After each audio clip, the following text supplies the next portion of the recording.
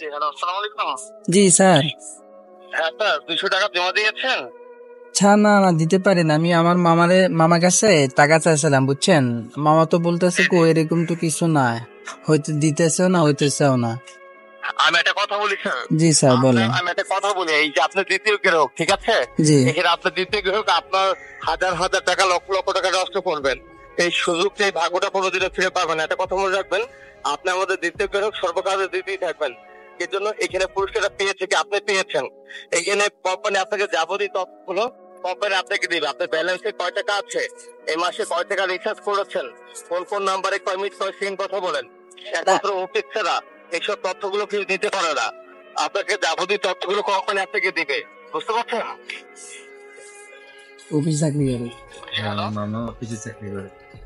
হ্যাঁ জি মামা তো বললাম। আপনি কি করবেন?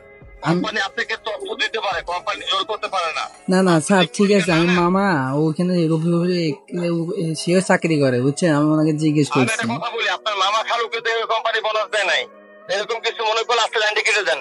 আপনি বোনাস নিতে হবে না। কি জন্য? এখানে আগামীকালকে টেলিভিশন সুদানির ফুয়া টিয়া কি গাছত ধরে? টিয়া কি গাছত ধরে? আচ্ছা, গাছে তুলে ধরলে আপনি রেখে দেন।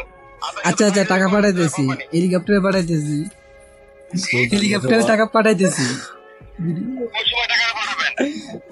হেলিকপ্টারে। সুদানির ফুয়া